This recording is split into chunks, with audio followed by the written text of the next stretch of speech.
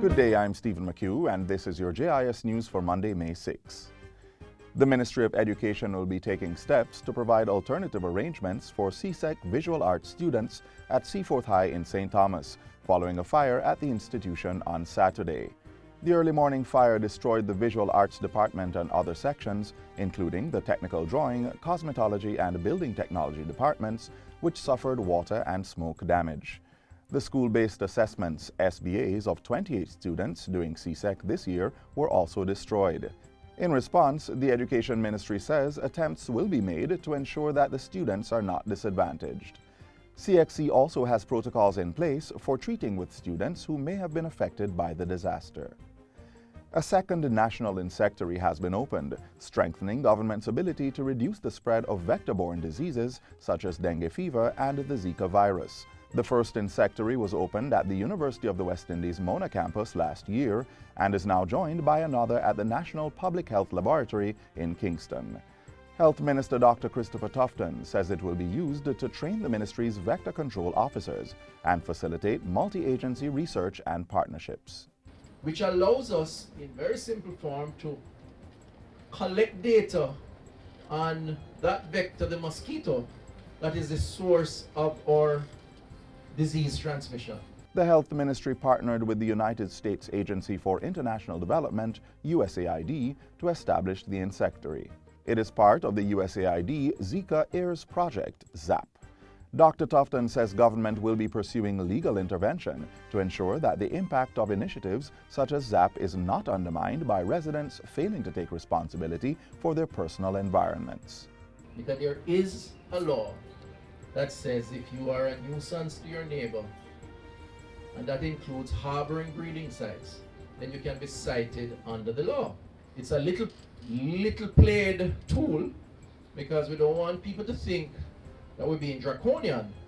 But frankly speaking, if citing someone will reduce the threat of these viruses and indeed save a life, because we have lost lives from persons who have been infected. And to my mind, it is well worth it. Major infrastructure upgrades will be undertaken at the Seaview Gardens Health Center in Kingston as Massey Distribution Jamaica Limited commits $3 million over 3 years to the project.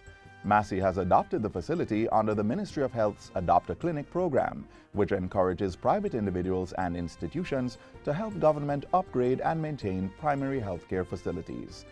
The company's adoption of the Seaview Gardens Health Center will also facilitate the purchase of clinical and other equipment.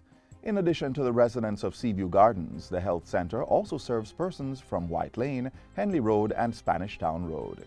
The benefits are obvious. You're going to get resources that will expand, add new features, add new facilities, equipment, replace old equipment, and clearly what that means for the people and for the staff is that they'll be better able to administer the work that is required. Infirmaries across the country are now better equipped to sterilize their medical instruments, as a dozen new autoclaves have been bought. Autoclaves are used to sterilize surgical and laboratory instruments and pharmaceutical items, among other medical apparatus. The equipment were bought at a cost of $9.3 million with money financing from the National Health Fund, NHF. Speaking at the handover ceremony on Friday, local government minister Desmond McKenzie said the autoclaves would greatly assist in safeguarding the health of the infirmary's residents and clients. Today we are going to present all our infirmaries with a brand new autoclave.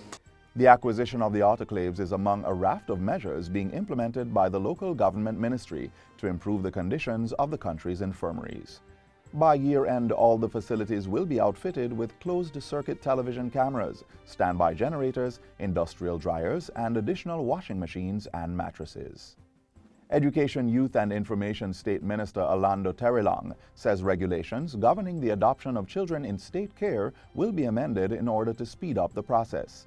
He was speaking at the recent Child Protection and Family Services Agency CPFSA Field Services Conference held at the Iberostar Rose Hall Hotel in Montego Bay.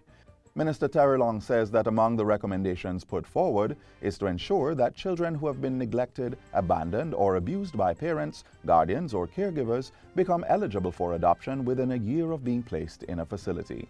The minute you start to abuse those children, the minute you abandon them, the minute you neglect them, that is the very same that you have abandoned your parental rights.